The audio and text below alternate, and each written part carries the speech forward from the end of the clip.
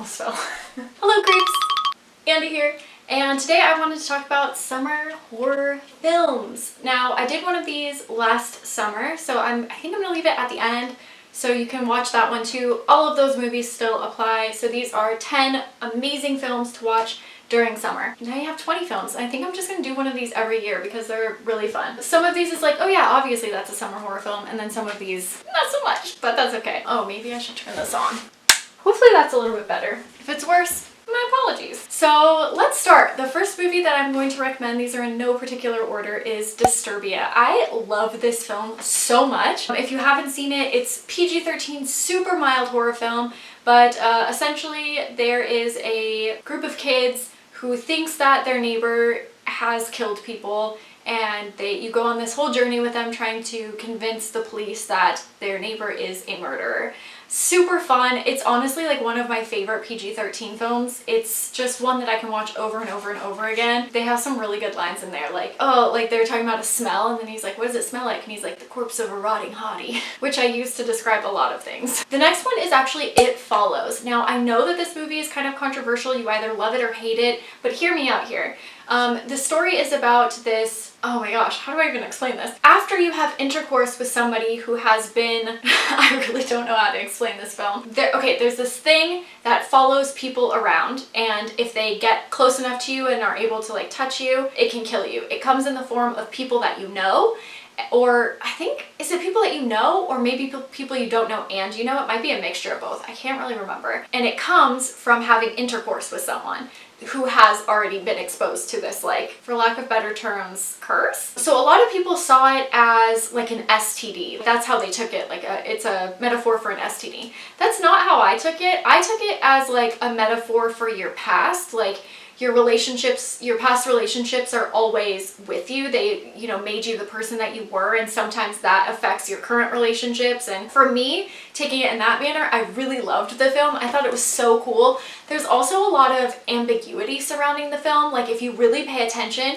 you have no idea what year it is. You have like cars that look like they're in the past, but then you have these electronic devices that look like they're more futuristic, and it's purposefully made to be ambiguous. Sorry, I'm a moron. It's purposefully made to be ambiguous. It's purposely, oh gosh, it's purposely made to be ambiguous.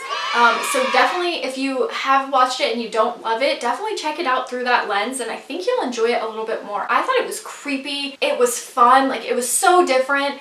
Obviously not a perfect film, but a great summer film. Definitely one to watch in the summer. Next we have Secret Window. This is Johnny Depp. He's staying in a cabin, which is why it's a summer film, because hello, it's a cabin. It doesn't matter what time of year it is. You're in a cabin, it's a summer horror film. And he has this man who keeps harassing him, telling him that he wrote a story that was based off of that man's writing. That this man wrote a story and stole it from this man. And Johnny Depp's like, no bro, I didn't. And then you go through this whole thing, and it's more of a psychological thriller. It's a Stephen King book, which I actually have never read. It's another one of my favorite PG-13s. Super mild. All of these so far have been really mild. There's a few in here that are a little bit more ramped up. Again, one that you could just watch over and over again. All right, next up we have Dead Alive, my friends. This one is for my blood and gut lovers. This one is so bloody. It is disgusting, and you are going to love it. I've talked about this a little bit before, but essentially it's like a zombie film. But there is one scene that I will talk about, and that is where a man lifts up a lawnmower and just kills zombies for like a solid 10 minutes. It's an amazing, amazing scene. The movie is fantastic. It's gross. It's fun. Check it out if you love zombies, if you love summer, just watch it. You're gonna love it. I already know it. Next up we have Freeway. Okay, so this one isn't necessarily a horror film. There are absolutely horror elements in it, but it's more of a thriller, drama-ish thing. It's essentially a modern day Red Riding Hood. So you have Reese Witherspoon, this is my favorite Reese Witherspoon movie that has ever existed. I love this film. It has a great, amazing one-liners, but essentially you follow this girl who has, she's got like learning disabilities, and she was raised by parents who were drug addicts, and she's had a really hard upbringing, and you follow her on this journey where she's like committing crimes and doing these terrible things and ends up going to jail. And it's weird because you kind of sympathize with her because you see her background, let me take it back for a second. Us as the audience see her as like the good person, like we feel for her. But the cops in the movie see her as the bad person. But then there's kind of the cops go through and like unravel what really happened. And it's a really, really dark movie. It's kind of a dark comedy too, because there are absolutely funny scenes in there. But one of my favorite films, to be honest. It's amazing. You guys have to check it out. It's gory and bloody, but fun and funny and sad and dark, and it's everything all rolled into one. Also, music is done by Danny Elfman, so like fantastic soundtrack. I think that you guys really, really will like this movie. If you haven't seen it and you're a horror fan, I think you'll love it. Okay, next up on my list, Killer Clowns from Outer Space. You guys, we cannot have a summer horror movie without killer clowns coming from outer space and trying to destroy the country. This movie is exactly what it sounds like. They are killer clowns. Aliens from outer space. They come and their ship turns into a huge circus and they try to destroy a town. It is so fun. The practical effects are amazing, the scenes are amazing, the costumes are amazing. This movie was made by the Chiodo brothers and you can meet them, at least in California, at like any horror event. They're always there, they're always super funny. Sweetest people. They sign posters, killer clown posters, and they sell like killer clown popcorn. They're so fun. So if you ever get a chance to go to like a horror convention out in California, do it, because you'll probably meet the Chiodo brothers. This movie has been one of my favorite horror films forever. It's hilarious. It's so fun, and it's definitely a summer horror film. Like if there's any time to watch killer clowns, it's summer.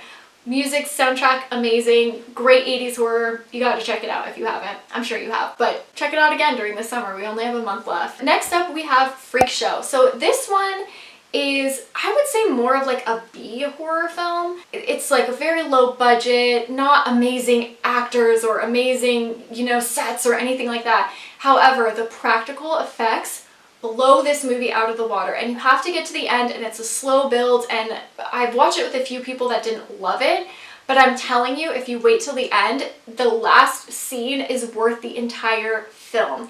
It's about a traveling freak show. A woman joins with a few of her friends, and she decides to kind of like con the lead man who runs the circus into falling in love with her so she could like take all of his money. She's kind of leads to like a lot of issues within the circus, and then at the end the circus people like stick together and take what's rightfully theirs. And I'm telling you, really great film. I just found out that the guy who did the special effects makeup of that movie has a museum. I think it's just, I don't know if it's just a horror museum or just a props or special effects museum. I don't know, but I promise you, when everything opens back up again, I will go, and you are going with me because I'm so excited. So definitely check this one out if you haven't, and let me know what you think. Like I said, it's not one of those everybody who watches it loves it films, but if you truly do love horror and you love practical effects and you love gore, I really think you'll enjoy this one. What's next? Oh, From Dusk Till Dawn. Okay, this is just obviously an amazing film.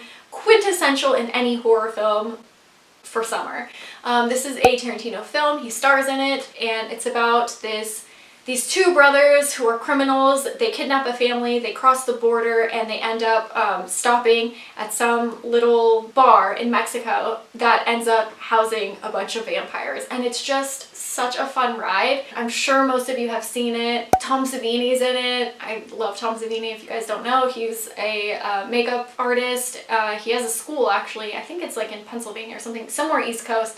And also an actor too. He has a short cameo in like From Dusk Till Dawn, Dawn of the Dead. Dawn of the Dead. He has a short cameo in Dawn of the Dead, but just like a really amazing just individual in horror in general. He actually did the makeup for the first Friday the 13th film. Number 9, we have Creepshow. So this is just such a fun horror anthology. You guys, if you have not seen Creepshow and you are a horror fan, you have to watch it. But it looks like it's designed from a comic book.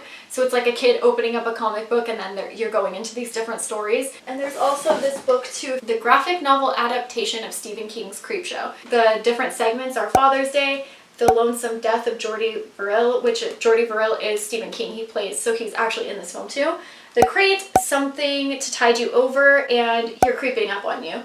And I love all of these. They're so fantastic. And if you guys are a fan of Creepshow, you have to get this as well. Like, it is so beautiful, so fantastic. 80s horror, fantastic, gory, bloody, fun, hilarious, awesome. Number 10. I'm so excited to talk about this. Number 10, I'm recommending Maximum Overdrive. This is another Stephen King movie. This, I feel like, is such an underrated horror film. This is the only film that Stephen King himself has directed. So this I grew up with. Me and my brother loved this film when we were little. We watched it constantly, and it is so fun. It's got blood and guts and so much action and explosions, and it's so fun. So essentially the movie is about a comet that passes the Earth. The Earth is stuck in the comet's tail for like 7 or 8 days, and during that time kind of all of technology malfunctions and starts attacking and trying to kill humanity. Really, I mean, it is, for me, I think it's more of like a take on like how much we rely on technology, and dabbles in that like singularity aspect kind of like technology becoming self-aware and, you know, rebelling. And it's just such a fun film, but I think it's one of the best films. He makes a cameo in the beginning, and if you follow me on Instagram, you would have already seen it. Music is done by AC/DC, so it's like this badass soundtrack with these badass car explosions. If you haven't seen it in a while, I highly suggest. That Stephen King scene is my favorite. It's in the beginning, and he's like,